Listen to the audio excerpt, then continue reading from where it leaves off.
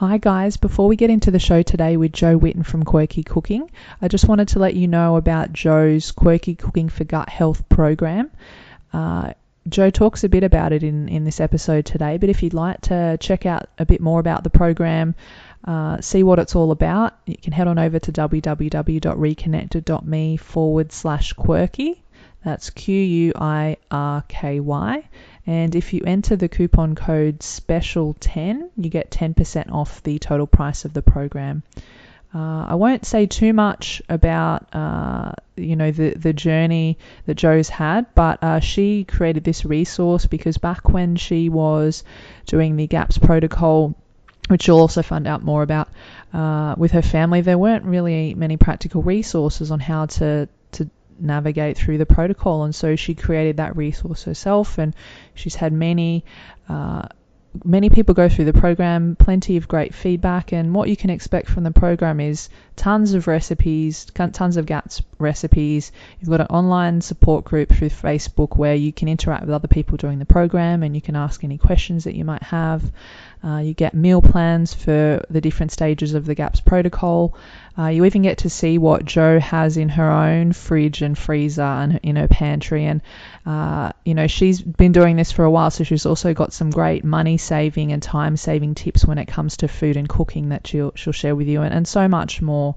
Gut health is something that is incredibly important, and it seems as though it is a bit of a buzzword at the moment, or a buzz term, and we're only beginning to understand just how important our gut health and microbiome is for the state of our overall health, and that these microorganisms that make up our microbiome are really integral for our physiology and for keeping us healthy. So many people find that I'd be willing to bet that most people in this world have some kind of thing going on with their gut. So something like the GAPS protocol is a very good intervention protocol. It's not something that you would do forever, but it really it helps you go back to nourishing whole foods, basic foods that really can sort of offer you a reset, can help heal the gut lining, can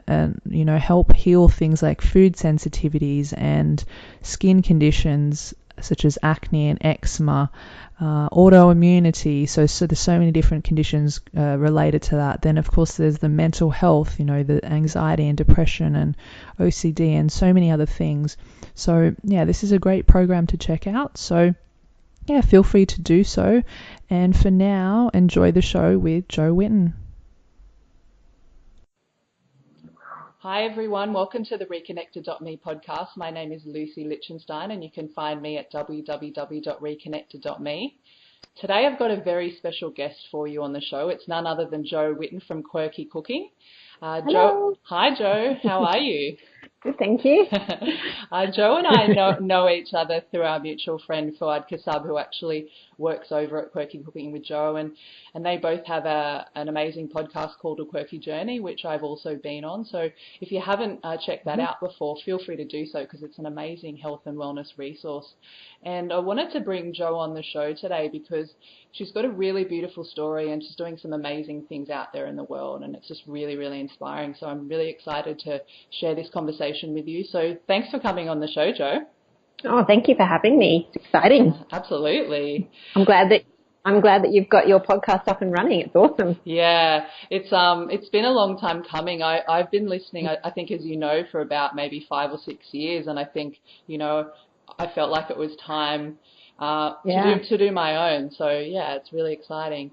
But Jo, would you like to share with us your story for those of people that maybe haven't come across you before? Okay, sure. So I live in Far North Queensland. I've got 4 kids. They're 19, 17, 15 and 13. And I have a husband too, and a dog and a cat and a bird. You've got your hands full. Yeah. But thankfully my mum lives across the road. Oh, perfect. I know. Poor lady, she's moved twice and I followed her. But I keep very busy with my started off as an online business, and the way it all began was really just an interest in healthy eating and food and cooking from scratch and experimenting with food, and I loved the creativity of playing with recipes and making up my own recipes, and that started when I was really young. Mum always taught us to get in the kitchen and play with the ingredients and, have fun with them. And it's not just okay, you have to make a recipe like this. She really encouraged us to experiment and to make up our own recipes. And I was doing that from a really young age.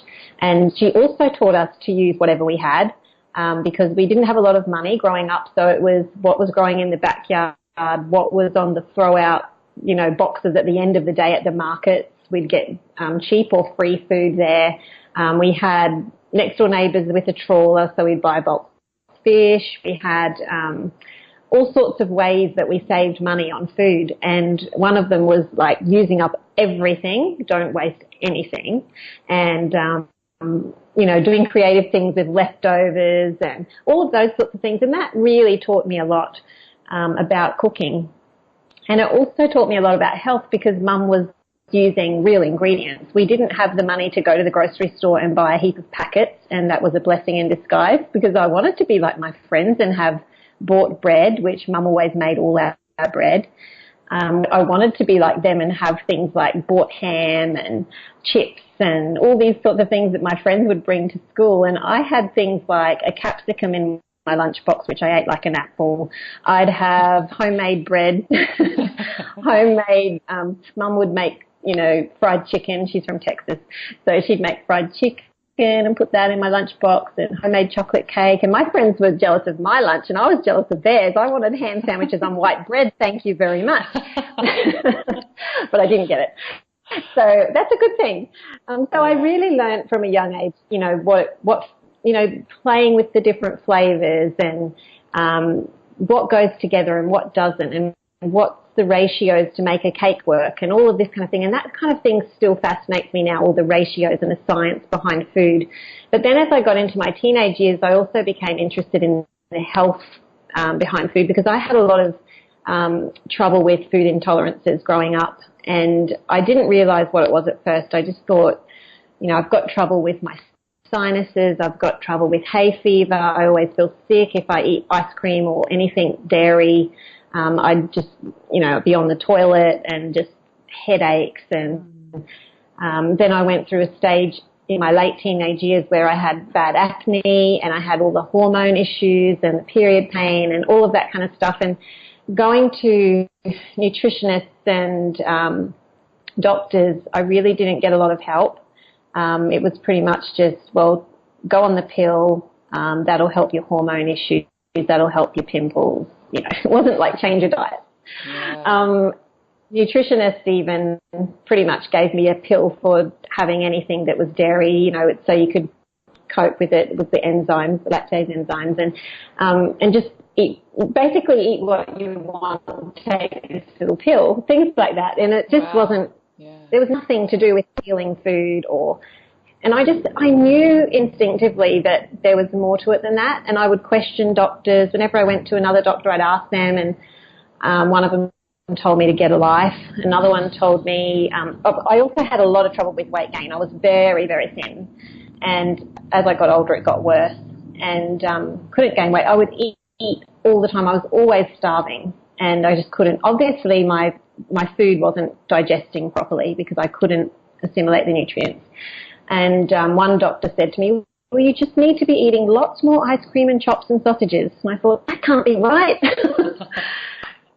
So I just kept searching, and, I got kids. By the time my kids were, 1, 3, 5, and 7, I was absolutely exhausted. They were having food intolerance issues. They were having, Isaac was reacting to dairy. If he had any dairy, he'd be constipated for a week, in bed, just lethargic. The last two, I had a lot of trouble with breastfeeding because of food issues, things that I was eating coming through the milk, and they'd just scream and scream and scream. And so it was such a difficult time, because everybody I talked to didn't seem to have any answers, and it just wasn't on the internet like it is now. So I finally went to a chiropractor, and him and his wife were great because they talked about your diet as well. It was a very holistic approach. So they worked with diet as well. I'm not sure what she was. Maybe she was a nutritionist or something. I can't remember. It was a long time ago. And I started to get a handle on the idea that food is medicine as well as all the other things. And then I started seeing a naturopath, and then things started to turn around, and he got me to pull back on, the sugars and go natural sugars, to get rid of gluten as much as possible, to get rid of the dairy as much as possible. And as I started to improve my diet, my blood sugar levels started to stabilize. My colds and hay fever really reduced. I stopped getting sick all the time. I had a bit of weight gain finally, like 5 kilos in a year, with a lot of work, a lot of banana smoothies. Nice. And then I got to the stage where I felt like I was doing well with my diet, well, compared to what I'd been. And I started finding other people in the same boat as me, absolutely no idea what to do, which way to turn. They'd start to eat healthy, and then they'd get really confused with it all and overwhelmed, or they'd say the food's all boring. Because back then there wasn't, like I say, there wasn't the help on the internet like there is now. This was maybe 12, 15 years ago. There wasn't all these blogs with delicious healthy recipes. I used to go to the op shop and trawl through the books and pick out anything that was like health related, and I'd take it home and read it, and it was generally vegan because that was about the only health related stuff back then.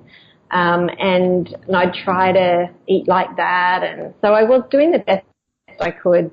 But yeah, it took a long time, a lot of learning, and for those people who may be still at the start of their journey, just so you know, it doesn't happen overnight. And for me, it took probably a good 10 to 12 years before I really felt like I knew what I was doing. And even now, sometimes life throws you a curveball and you go, oh, I didn't know what I was doing. Yeah, absolutely. So I started my blog in 2008, end of 2008, to share the recipes that I was developing, because I was eating dairy-free, gluten-free, naturally sweetened, that kind of thing. There wasn't a lot out there, and I was also using the Thermomix, which there wasn't hardly anything online for Thermomix recipes, so I started posting those, and it became very popular. And then my first cookbook came out of that, and it's been, so that first cookbook came out 2.5 years ago, and since then it's really taken off, because I think there's just so many people in the same boat, struggling with their health, don't know where to turn. And if you can give them simple, delicious, healthy recipes and show them the basics of how to begin to change their diet, it's really helpful. So that's what I started doing. And then we had another change direction 2 years ago. So do you want me to go into all that too? Yeah, so keep going? Sure, go. You keep going. Yep, love it. Okay. So we were going pretty well. I was traveling, doing seminars and classes and teaching people about this way of eating, helping people. Mostly my focus was allergy-friendly cooking, so helping people who had to take certain foods out of their diet, what they could substitute with, so dairy substitutes, meat substitutes, sugar substitutes, how to make it work. Again, the science behind how to make a recipe work, so that once you understand that, you can go and change any recipe. You know, that's what I was trying to teach people. And sorry, wait for the motorbike to go by. Okay. It's a tiny little town, but we actually have traffic sometimes. So we were doing pretty well, I thought, but my kids were by then in the teenage years, starting to be out a lot, at friends' places, going to camps, going to sleepovers, going to parties, going out to youth club meetups, or, game nights or whatever. And you all know that the food served at these things are generally junk food, and it just started to creep in a little bit too much. Like, I was always trying not to be my husband calls me the food Nazi, but I was trying not to be that. So now and then they would have something when they were out, or they would have, sweets at grandma's, or they would have soft drink when they were at a party or something like that, and I didn't let it, I didn't want to be too harsh on them, but at home I was, pretty careful. But I think the gluten and dairy and sugar just really started to creep back in, and we had some ups and downs where I had to pull back on the diet, and then things would go good for a while, and so things would sneak back in. So I think, everyone's okay, it's okay to be a bit more flexible. And suddenly it just all came to a head. I think it's like that bucket analogy where you just slowly filling up the bucket and everything's fine and everything's fine and everything's fine, and then one day it overflows. So that's what happened with Isaac. He was 13 at the time, 2 years ago, and he suddenly, like overnight, became really, really phobic and anxious and depressed and just crazy phobias that just came out of nowhere. Nothing had happened, no one had done anything to him, but he was like this little zombie in his own world, could not cope with real life, very like distressed all the time, crying, sobbing, couldn't change his clothes, couldn't get in and out of the car, couldn't go anywhere. He got to the state, he was always imagining like he could see things almost. He thought everywhere he looked there was rocks around. He's always been claustrophobic. So he would be standing in the middle of the lounge room screaming and throwing his arms around trying to get the rocks away, and I would just grab him and hold him really tight and cuddle him and talk to him and pray with him and reason with him and tried everything. It was just really difficult because we didn't know what to do. And throughout this time that this was happening, I was trying to figure out what was wrong with him, and I was researching online, and I suddenly had this thought pop into my mind that maybe it's OCD. And I didn't really know what OCD was. I just remember hearing that it's worse than just washing your hands all the time, so I thought I'll check what it is. And he had every single one of the symptoms. So the phobias of people, the phobias of all sorts of things, the rituals, like he'd have to repeat things, he couldn't have a knife pointing at anyone or they were going to die, all this kind of stuff. And it was at the stage where I was having to spoon feed him at 13 because he couldn't even cope with eating a meal. Wow. So I realised that it sounded very much like OCD. I took him to the doctor. We had gone once before but hadn't really figured anything out.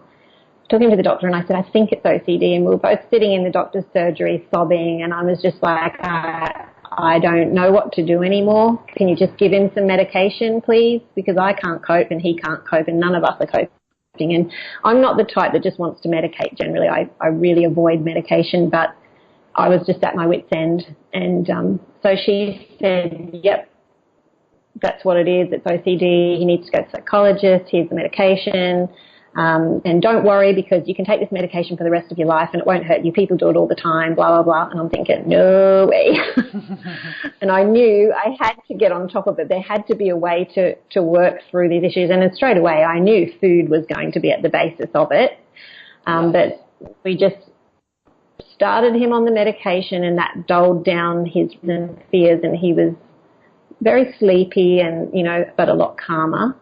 And I thought, well, straight away I thought, okay, now we've got to get organised with this diet because I'm pretty sure his gut must be unhealthy because I'd heard so much about the impact that gut dysbiosis has on mental health. And I'd heard little snippets of it, I should say.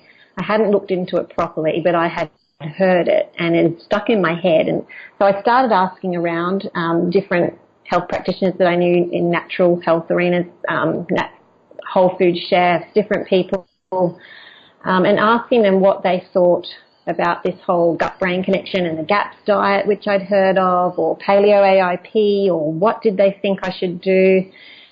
And when we came back to it, we started looking into the symptoms of gut dysbiosis and leaky gut and, mental health issues caused by gut problems. And the more I thought about it, the more I realised that all of us in the family had different symptoms to show that our guts were not healthy. And I thought, I talked to my husband about it, and he's like, wait a minute, all this time you've been feeding us whole foods. We've been doing, we eat healthy. Like, he goes to work and sees how other people eat, so he thinks that I'm crazy compared to them.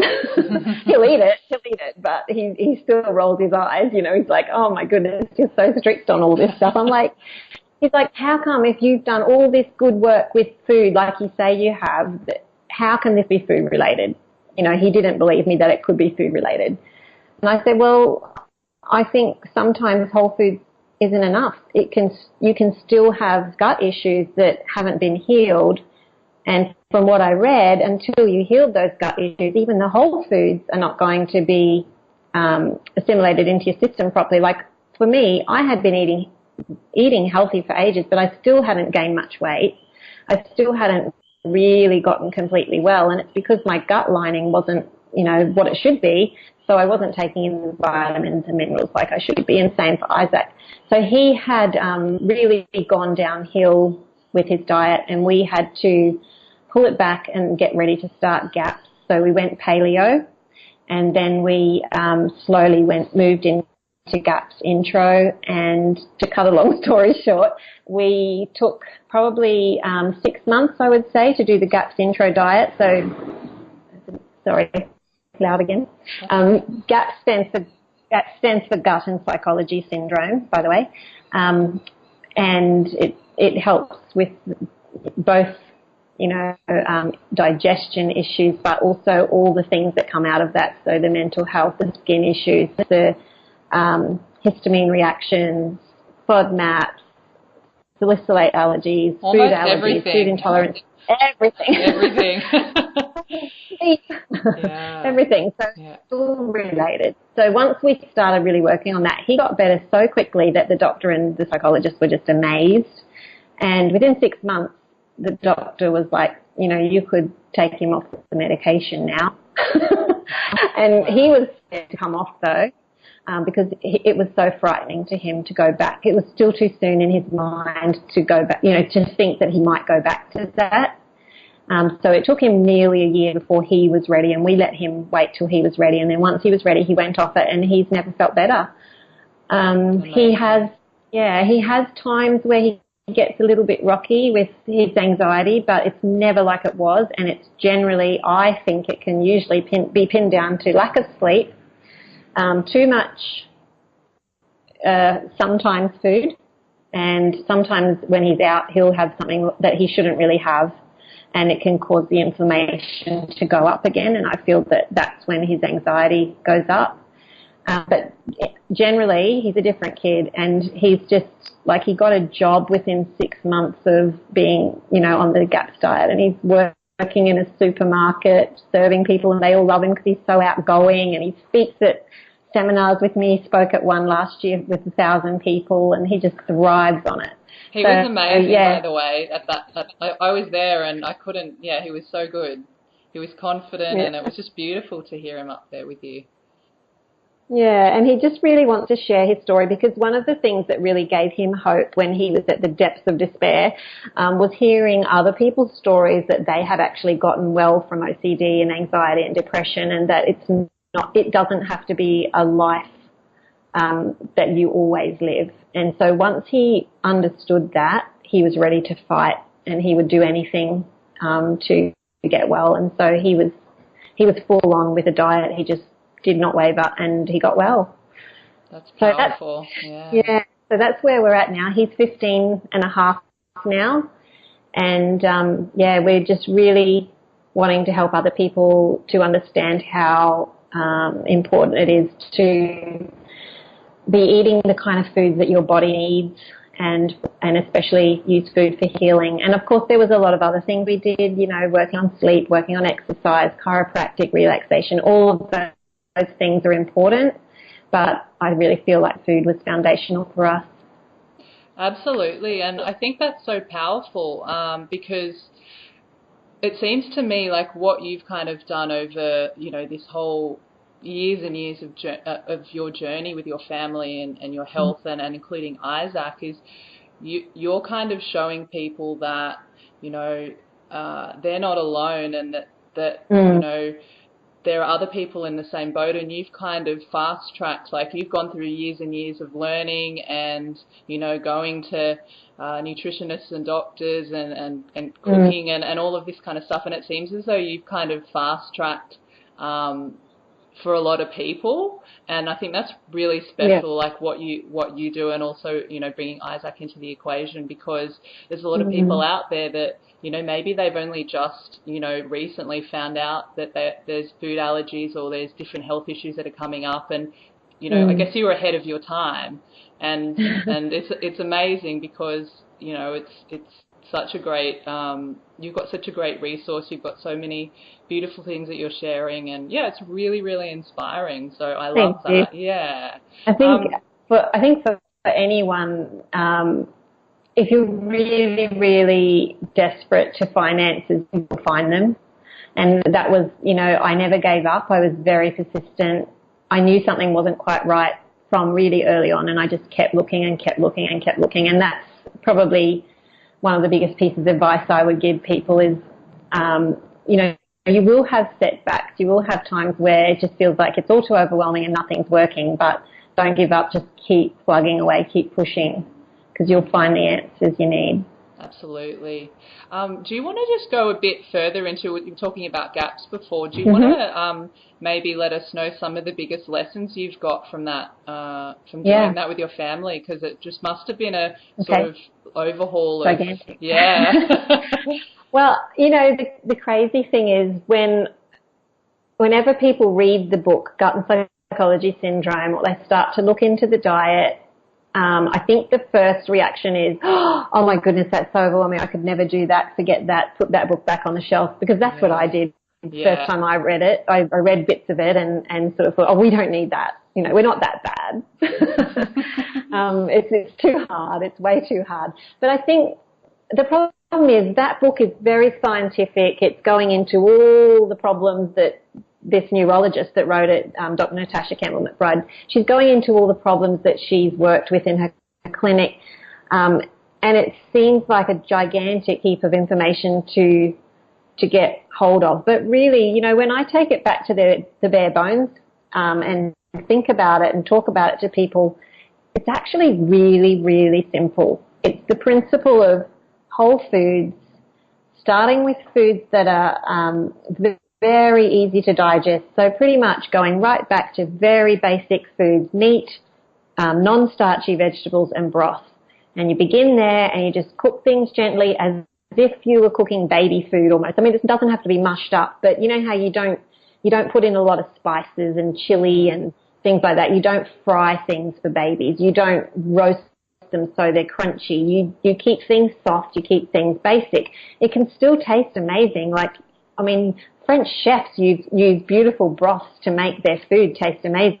That's what you do. It does taste good. It's just that it has to be very gentle on the body. And you know what? When I started actually cooking that way, I realized that my cooking had simplified so much and our tastes changed. And I think one of the biggest things that we learnt was when you get back to real foods, your taste buds sort of balance out to where they probably should be. You're not having all the sugar and flavorings and all of that.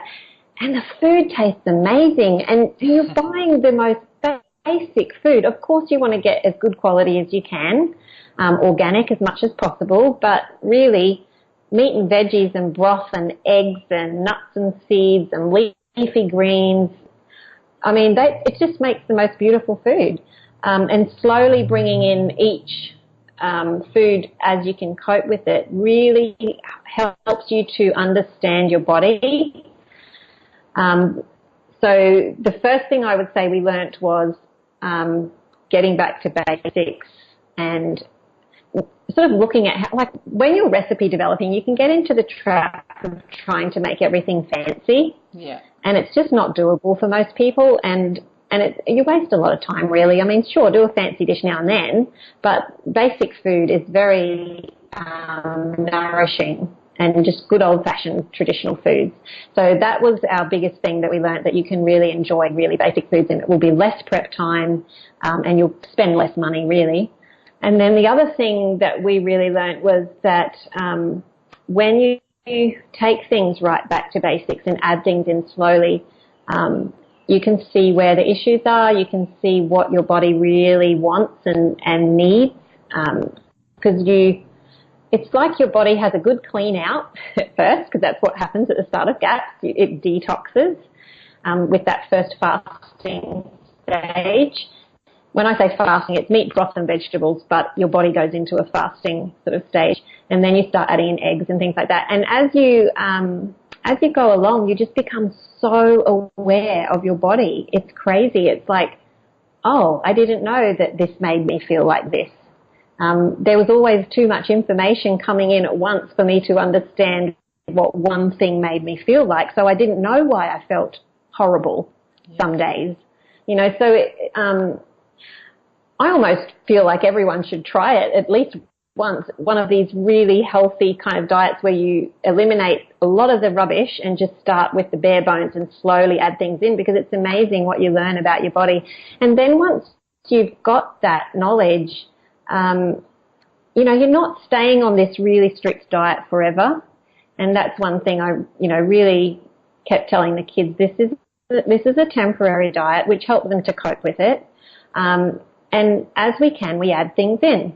And so you're slowly adding things in, but your body wants the good things by then. You want whole foods. You don't want, I just can't eat sickly sweet desserts at restaurants now. I just don't even enjoy them. Yeah. I want natural sweet, and if I have natural sweet, I only want a little bit.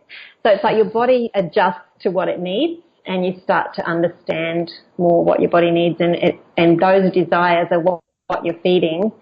And it's not desiring chips and rubbish. It just isn't. So it's really good. Yeah, it's kind of like a reset, I suppose, isn't it? Yeah, you totally just strip it back. Yeah. And it kind of allows you to honour your body's own intelligence of like, okay, well, these foods work well for me and these don't. And like you said, you start to kind of you don't crave anymore, but you start to kind of just really appreciate the whole nourishing foods and you really feel amazing. I've tried a little bit of GAPS, like not like a full on, but I've done, about a month of just broths all the time. And I can't say how much I actually felt so amazing. And I could notice even the difference in my skin. Just, there's this glow, isn't it? Yeah. My skin is so much better now than it was probably 10 years ago. I get people that I haven't seen for ages going, oh my goodness, you look younger now. Yeah. Because it's, all that collagen and good fats. Exactly. And it's just like, it's so good for your skin. Yeah, definitely. Absolutely. It really doesn't need to be so complicated. It doesn't. And that's probably what I was trying to say. Sometimes your words get a bit mixed up, but the basic food thing, you realise how much you overcomplicate food unnecessarily. It can still be delicious and be basic. Yeah, because I think there's probably it's fun to play. Yeah. Go. Sorry. I was going to say, I think there's probably a bit of a perception out there of, it's probably not as interesting or exciting or as delicious if it's only very sort of minimal ingredients and plain, but it's not the case at all. No, it's really how you cook it, and and also as your taste buds change, you just appreciate food more. Like when we introduced, what did we introduce? Eggs, and when we introduced each new thing, the kids would get so excited, and they're like, I remember when we introduced carrot juice, they nearly died and went to heaven. They were just like, oh, this is so sweet. It's so beautiful. And, they just get the taste. And they never liked pumpkin when they were little. And now, especially, going through GAPS, that roast pumpkin was like lollies to them. They just loved it. Amazing. I love that. I've had that same experience. So Jo, you mentioned earlier your mother she's from Texas. So how and my dad. And your dad as well. Okay. So how has that background kind of influenced your cooking over the years? And maybe even now, I love Tex-Mex food. Obviously, a lot of the commercial stuff is fried in horrible oils. But my mum, growing up, actually, she used oils like lard and like animal fats to fry in, and then she would strain off any leftover fats after frying, and she would put them into the fat jar in the cupboard. And I remember when I got to my teenage years and it was all about low fat and that's terrible. Those animal fats are going to kill you and I remember telling her, Mum, that's so bad. You can't use those fats. You've got to use margarine. Stop using butter. And I talked her into getting margarine, finding, I feel so bad about that. Don't worry, the same thing happened to me. My mum used to do the same thing, lard and all the drippings We used to have dripping on homemade bread. It was so yum. Yeah. But she, for a while there, she went away from it. And believe it or not, well, you would believe it, her cholesterol went up, not down. Yeah. And she eventually went back to the old-fashioned ways with the butter and lard and, animal fats. And now she's very similar in the way she cooks to me. So, or I'm similar to her, maybe. Yeah. But we did have a lot of. Mum always made everything from scratch, like I said. So we didn't have the little packet mixes and, the fajita sauce from the shop or anything. It was all homemade and we loved it. We'd make our own tortillas and our own salsas and our own everything. So it was beautiful, delicious food. Loved it. Yeah, absolutely. There's nothing like home-cooked food, I think, and especially like Mum's cooking, and I'm sure your kids would probably agree.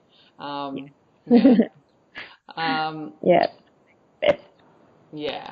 So, okay, Jo, so, from the outside looking in, it kind of seems as though a lot of people in the health world, they have it all together and perhaps maybe people think, we eat perfectly all the time and it can be maybe a bit overwhelming for a lot of people because they feel like they need to be perfect as well, and maybe if they've had a day or a meal or whatever it is where they haven't really stuck to maybe something so good for them, and that kind of becomes a bit stressful. So can you talk a bit about what that's like for you and definitely. For you? I agree. Now I think it really depends on where you are with your health and your goals. Okay, so when we did GAPS intro, I said to the kids, we have to be strict about this, and if that means staying home more from things, we have to do it, but it's only temporary.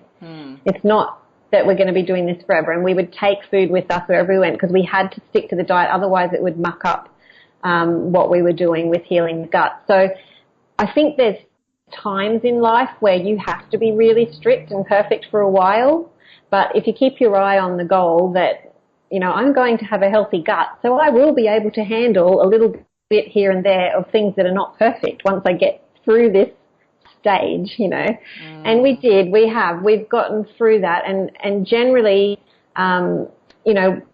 things aren't always perfect now. Like if the kids are out, they might have something that's got a bit of sugar in it, just a little bit of it, I'll let them have one piece or something. But like I said, it depends on your health.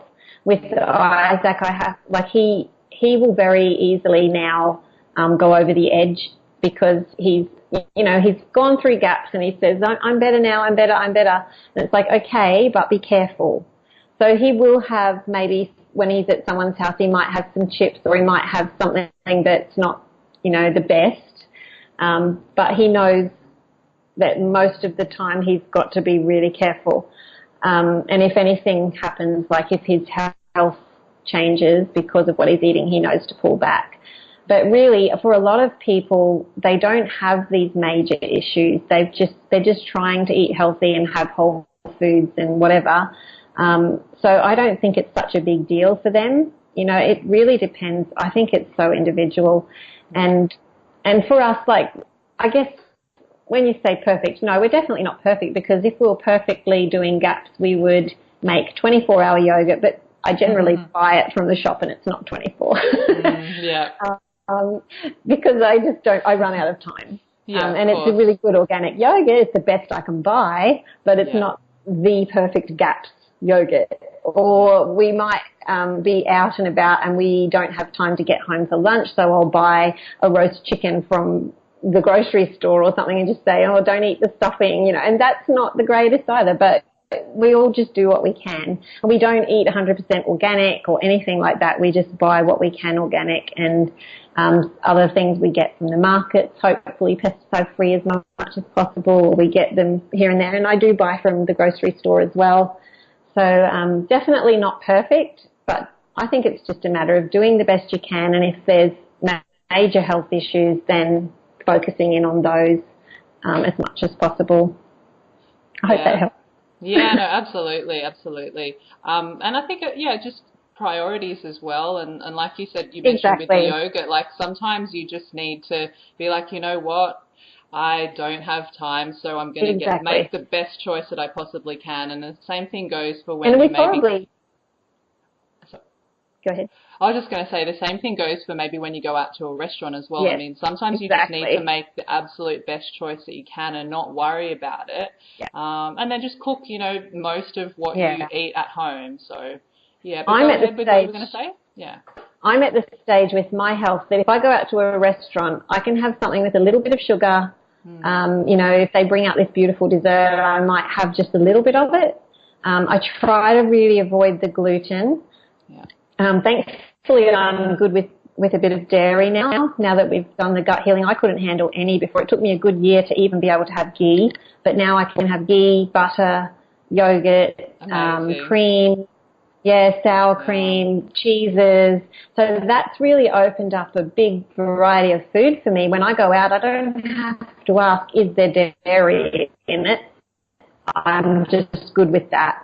And probably I'm okay with a tiny bit of gluten, but I just get itchy legs sometimes from gluten, so I'm careful with that. Yeah. It really depends on. Try not to stress about it though, because like you say, I think sometimes it's worse than not having any imperfect foods.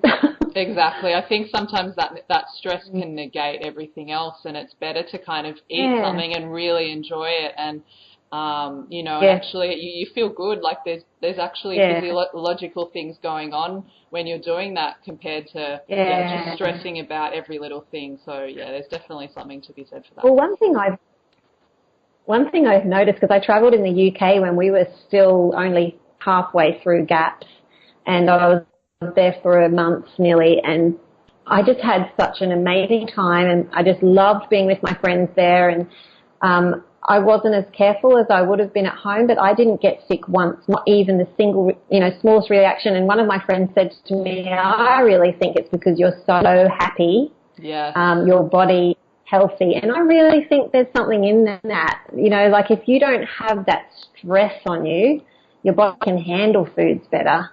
Absolutely. I totally agree with that. Yeah. Okay, I wanted to maybe change gears a little bit. I know that you homeschool your kids, Jo, so do you want to talk a little bit about the whole homeschooling or unschooling? Because I know it's kind of like a growing movement now. Yeah. That's something that probably is quite big where I live, when our kids were little, we knew heaps of people that homeschooled, but we started off at primary school because I was like, those homeschoolers are wacky.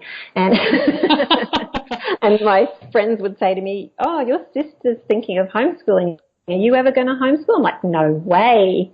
And, it was like, I will never homeschool. And then my eldest got to the end of grade 2, and I was just so over the public school system, the teacher that she had, the things that she was going through at school, the things that other kids were doing at school, and she was coming home and telling me, and I was just like, that's it. We're going to homeschool. So I think it's different for everybody why they do it. Yeah. For me, I just had so many friends that did it I started to see the results with their kids, because, my idea was homeschoolers are wacky and they don't know how to socialise. I think that's what most people think. And I started to see these amazing kids coming out of these homeschool families. One of them up here has become an opera singer in Vienna.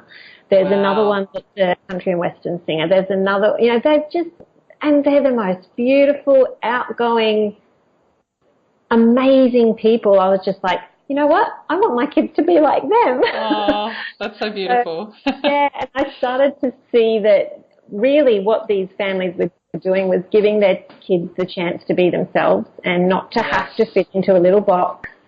And they were very open to all sorts of people from all sorts of walks of life. They were very friendly. They always had people in their homes. They weren't unsocialized at all. And I thought, you know what? That's what I want to do. So I told my sisters, and they both had both started homeschooling already, and they said, "Don't do it. You're not organised enough."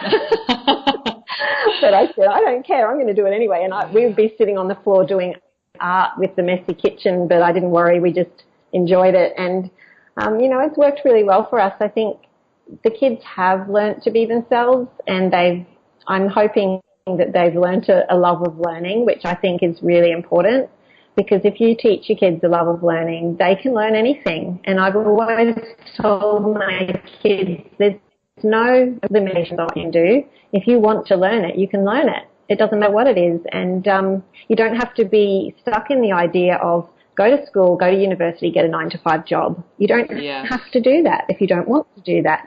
You can figure out what you love. You can really focus on that thing and learn everything you can about it, and then you can start helping others learn that thing. And that's a job. And it doesn't matter what it is. You will find people that also love what you love. And so you can make a job out of it. And that's what I did. I just have always told them that they can do that. So we're starting to see the fruits of that now, and it's very exciting. Yeah, it seems as though you would learn so many things that you can't just learn in a book, or that like a teacher would just tell you. Yeah. And you kind of, it broadens your mind to just other aspects of life. And when they are self-motivated with their learning as well, it makes a big difference. Like Isaac, for instance, decided a few months ago he was going to learn Japanese, and he's never done it as a school subject. He just decided he wanted to learn Japanese, so he downloaded all these apps. And oh my goodness, he's going so well. He's doing it for like 3 months, and he's talking to people in Japan on this app that you can. It's like a online thing, and he's just chatting away, and he's writing out all this stuff by memory, and he's just every day he studies it because he just loves it. And I think when they find something that they really love, it's great for them to have the time to really invest in it and get good at it. So that's one thing I really love about homeschooling. We do, by the way, for those who are worried, we do go through the government and they check everything, and we do reports, and we do planning for the year and all of that kind of thing. So I am careful, they're doing the Australian curriculum maths and all of that kind of stuff. But I just love the flexibility of homeschooling. And we're going away for a holiday to Sydney next week in school. It's in the school term, but I'm taking all the kids, and I said to them, I really want you to see the history of our country. I want you to see, go down to the old parts of Sydney and see the history. And they've never seen that because we've lived in the country way off in the middle of nowhere all this time. So that's school, really. It's like a history lesson, and geography as well. Yeah, and they'll remember that, So the experience rather than the sort of theoretical aspect of it. Yeah, it seems as though, it sounds as though maybe this kind of approach really allows, kids to naturally express themselves and to it's kind of like maybe. If you can liken it to, homeschooling is like the equivalent of a whole foods eating approach of the schooling system. Oh, definitely. Yeah. It is. It really is. Yeah. And I tell you what, it sure is nice if you're doing gaps or something, not to have to pack a lunchbox. Yes. Oh, yeah, and carry all the broth around and, That's another plus. So there you go, yeah. It's convenient as well. Yeah. Yeah. Okay, so how long have you had your business now for, Jo Quirky Cooking? My blog I started at the end of 2008, so about 8 years, bit over. Yeah. Okay. It sort of wasn't a business though until probably 3 years ago. Before that, it was just a hobby, really. Yeah. You're kind of putting your recipes up there and sharing it with people. Yeah, chatting to people. Amazing, I love that. Do you have any advice for anyone that's looking at turning their passion for food or health into a business, and maybe some of the things that have helped you? Yeah. I have a lot of advice about this. I did a whole. Oh no, she says. I'll try to condense it. No, that's fine. Go for your life. Yeah. I've done a few talks on it. I think the way that I do business is very different from traditional business. It's very organic, and I don't I don't think it's quite like most people, and I get people who will come to a seminar or something and then they'll give me a lecture afterwards about how I should be doing things, and I just go, that's nice, thank you. And then I'm doing things my own way. I'm going to do what I want, yeah. I mean, it's working for you, clearly. Yeah. Yeah. And I'm loving it. I'm not weighed down by it. Do you know what I mean? Yeah. It's not like this great burden every day to have to do my work. Yeah. My work is what I love. And I think that's the biggest secret, is to find what you love, find what you're passionate about it, learn everything you can about it, and then share that with others. And that's really what I've done. And you'll find ways that will naturally, things that will naturally, become an income earner for you. But it can still be authentic and not just be, I'm doing this for money. It's really from your heart, but people are wanting to pay you for it. For instance, my first book, I actually didn't come up with that idea. My customers did, my readers did, and they said to me, we want a book, we want a book, we want a book. And I'm like, well, I was really not confident. I was just so like, I don't know if I can write a cookbook. And they're like, yes, you can. Just get the recipes off your blog and put them in a book. We'll buy it. We'll just buy it to support you, even if there's no new ones. Yeah. And I'm like, oh. So then I managed to get Thermix on to help publish it, and then it sort of all took off from there. But I think having that community, and because I was supporting them, they wanted to support me, and I think that's a really big thing. If you're starting out, I guess it depends what you're doing. I mean, a lot of times you're starting a shop or something, so it doesn't work quite the same way, but just really make sure that you're giving to your customers, to your readers, to your clients. You're giving and not just asking for payment all the time, because I think when you really give and it becomes a community, they want to support you, and it's different. It's a whole different thing. And I just think it's really important to be authentic with what you do, to share a bit of yourself in your business. I think people want to know who's behind the business. They don't want to just have this sterile business. They want to know the person behind it. They want to know your story. They want to know how it's helping you if they buy from you. They want to connect with you. And I think that's one of the biggest things that I've learned, is that people don't want to be sold to. They want to connect with you. And that's probably why I've done well, is because connection is my main thing. I love that. That's what I've always aimed for. That's why I started my blog, because I wanted to, have that connection with other mums or adults at home. And I was at home and I'd be blogging at night after the kids had gone to bed. And so it was that whole connection thing that really got it all going, I guess. But yeah, really just loving what you do, and then it can just really go from there if you really love what you do. If you don't, I've had a friend who, for instance, decided she was going to make money from websites, and she just did the SEO research and the marketing, and found that people were searching for that there wasn't a lot of websites for, and so she started a website on it, and it was car insurance, of all things. I'm thinking, how do you love that? And it never really went anywhere, because, she did okay with it, but it wasn't something that she had a passion about. So it could only go so far. And I think a lot of times people do that thinking, well, this will make me money. Yes, it will for a time, and it may go well, but you'll get bored with it and you'll hate it, and then you'll quit it. So, just do something you love. Yeah, definitely. And it will take longer. A lot of times the things you love take longer to get the money coming in. So you do have to have a bit of patience and hopefully a spouse that works. No. Yeah. To support you. Yeah.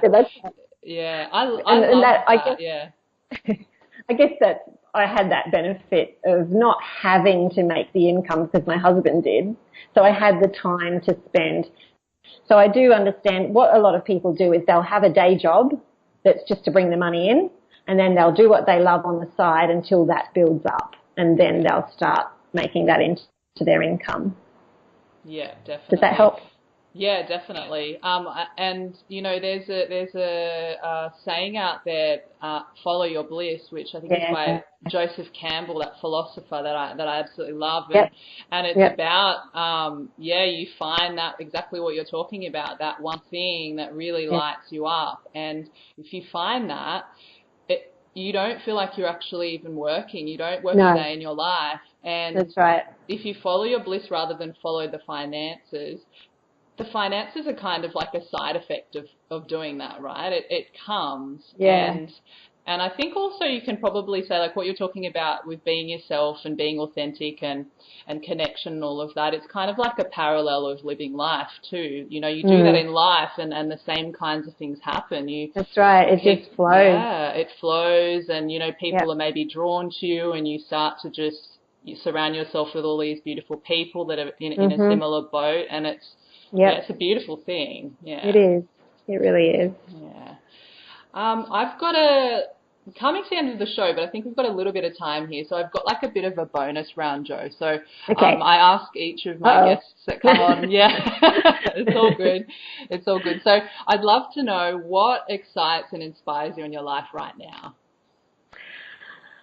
Um, I love developing recipes that are vibrant and healthy, but with really basic ingredients that anyone can do, and anyone can get the ingredients. And it's like, oh my goodness, I've got all that in the cupboard and fridge. I can make that, and it just Yeah. looks beautiful and it tastes amazing. And when I develop a new recipe, like the last couple of days, we've been developing some recipes for a new project, and man, I get so excited. I just, like today I am buzzing because we've got 2 new recipes that just blew my mind, and we did them so quickly, and they're so full of goodness, and I can't explain them what they are yet because it's a surprise, but that just really excites me. I just love sharing that kind of thing. And also seeing people who've been helped by our story and what we're doing, and just, you know, the advice.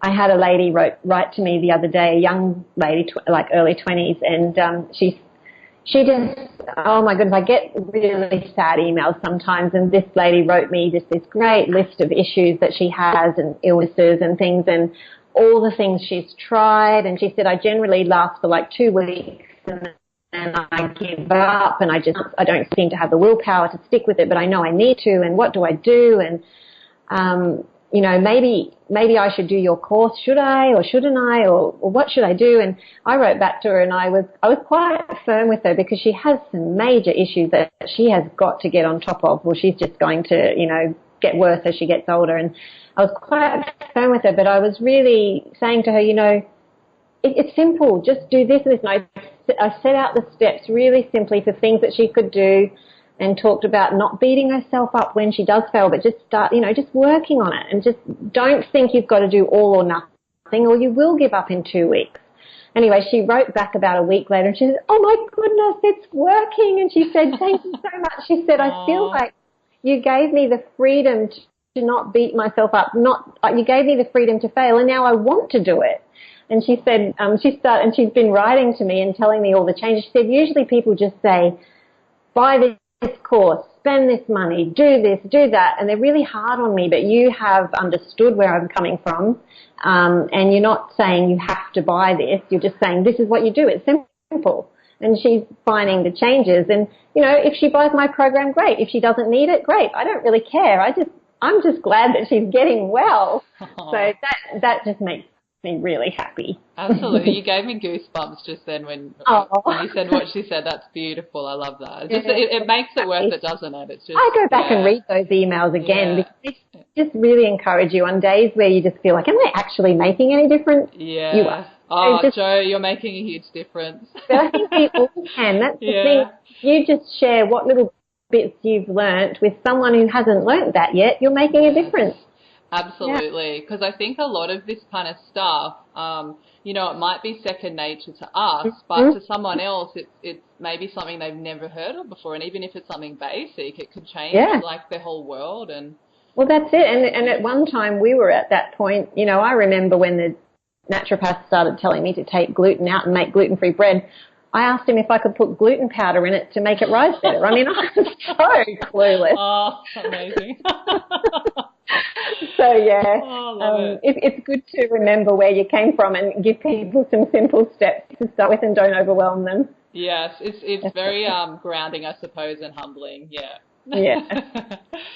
Jo, what's the best piece of advice you've ever been given? I think it would have to be what my mum taught me, which was don't sweat the small stuff, basically. Yeah. Mum's just so calm. We're having a major rainstorm here. Is that really loud? No, that's fine. That's fine. Okay, good. This is the wet season in Far North Queensland. It's just this time of day it pours rain. Oh. So Mum always gave us the advice that, I guess it wasn't so much that she stood there and gave us advice, she lived it. If one of us dropped one of her precious old vintage dishes from my grandmother, she never ever yelled at us. She would just be like, well, it's only a thing, things break, people are more important than things, sweep it up, put it in the bin. So true. And if we had, come in the house and we'd made mud everywhere, she'd be like, never mind, it's only a house, clean it up, big deal. Whereas I'd go to other people's houses and their mums would lose the plot if they brought mud inside or broke something, and I just thought, I'm so lucky to have a mum like that, and I want to be a mum like that. Sometimes I'm not, but it's helped me to be very calm with my kids, and it's also helped me with my business and all sorts of stuff that really, there's a lot of stuff that you just need to let slide and just get over it. Yeah. Just don't focus on the important things. It gives you more time and energy to put into the important things. That's right. And just remember that people are more important than things. And yes, absolutely. So, Jo, the name of this show is Reconnect.me, and I explain it as reconnecting to the true nature of being human. So what does that term mean to you? What does being reconnected mean to you? I think that we get so busy in our everyday lives that we don't really connect to, whatever you want to call it, God, nature, the world around us. I think we think that everything that we see is all there is, and that we're very busy with all the things that we're accumulating and all the things that we're doing. And busy is good, and so I'm doing well. I have success because I'm busy, and I don't think that's right. I think it's really important to spend. For me, I spend time in prayer. I really just feel like you need to stop and think and spend time alone and have that quietness where you can think about what's really important in life and it's reconnecting, it's refocusing. And just getting back to where you should be. And I think if we don't take that time, we do get very stressed as human beings, and that's probably at the basis of ill health. There's all that stress that we put on ourselves. And, you can take that time to reconnect and step back and get some time out, time in nature, time alone. If you're a mum, you might have to lock the bathroom door and have a bath. But I've been there. It's just really important to stop and take time out and think and be alone, I think. Absolutely. I totally agree with that. That's beautiful. So you mentioned that you've got your Thermomix recipe book that's coming out soon. Is there anything else that you're currently working on, or any projects coming up or anything like that? The biggest project is the one with Fuad, so the cookbook that we're doing, Life-Changing Food. So it comes out in early April, and we're very excited about that. Me too. I've got it pre-ordered. Yeah. Oh, you didn't need to order it. We would have given you one. Oh, well. I ordered it last year sometime. It's fine. Thank you, though. That's very exciting because it's going to be beautiful, and I think it'll help a lot of people. So we're working on getting the book launch organised. We're working on getting the retreat organised. So that's the next big thing, is at the end of April, we're going to have a retreat up here in my little old hometown. Yay. I've seen some of the photos that you posted on your Instagram, and it looks beautiful, the waterfalls and all of that. It's just wow. I can't wait. I just can't wait to share it with people that want to come and see and just have some time to really, again, reconnect, switch off, relax, and also to really absorb all these things about gut health and understanding how it works and what foods can heal and how to make them simply get back to the basics. So we'll be cooking together and eating together and swimming and relaxing and chatting and just all of that kind of stuff. So we're really looking forward to that.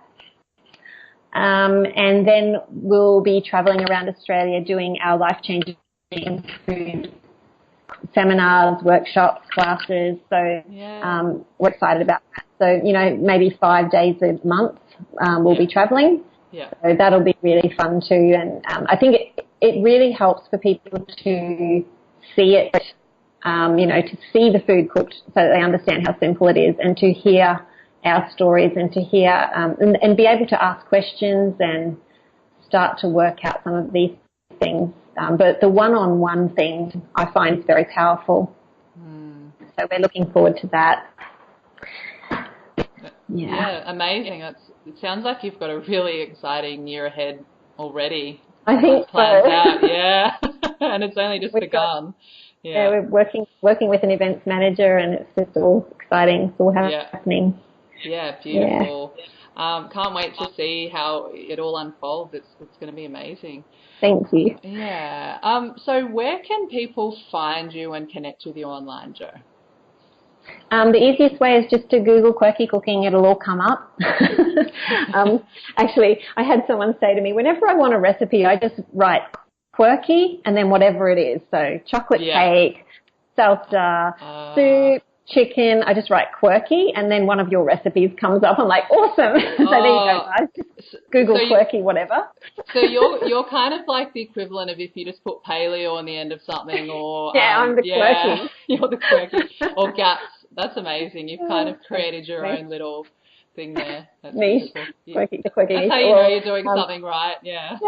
We've got these aprons that we're getting designed that say Quirky and loving it, and I can't wait. Oh, beautiful. It's going to be fun.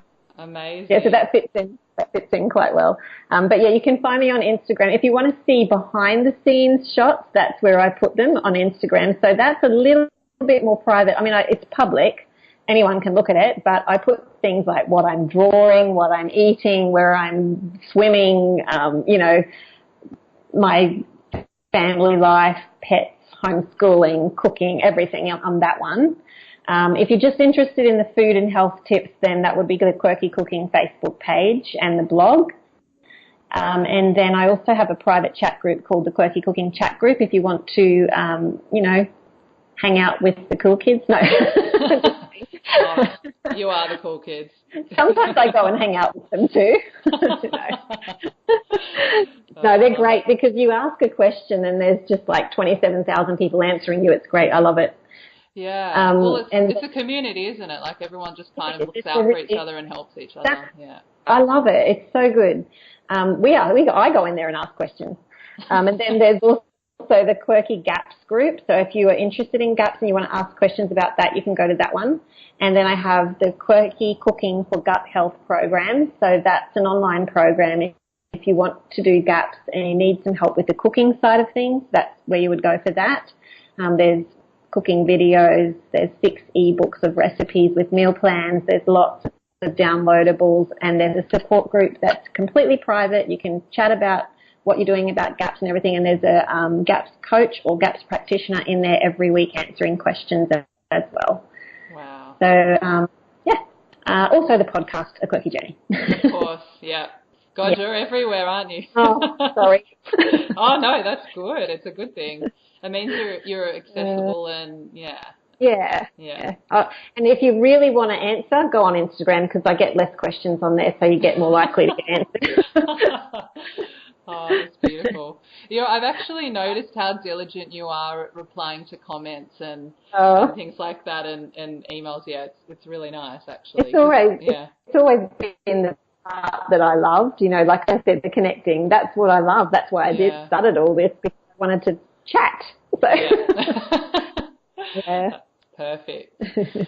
All right, Jo. Well, we've come up to the end of the show, so I just wanted to say thank you so much for your time, and for coming on here and for sharing your wisdom and your heart even. You can kind of you can feel it through everything that you do. So, I really appreciate your time and, Oh, well, thank you for having me. I hope I didn't talk too much. Oh, no, you're fine. You're fine. We did really well. But, so I want to say thank you, everyone, for listening. And you can find me at www.reconnected.me. And I'd absolutely love it if you're able to subscribe on iTunes and leave a rating and review. And until next time, I'll talk with you soon. Awesome. Thank you. Bye. Thank you. Thanks, Jo.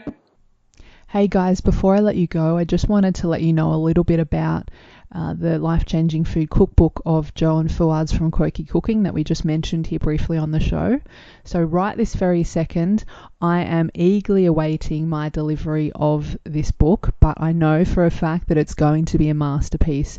I've seen it online from what Jo and Fuad have posted, and because Fuad and I are really good friends, I was lucky enough to see the recipes all compiled together in the early stages before the design happened, and I have to say I was super impressed, and I'm not being biased because he's my friend.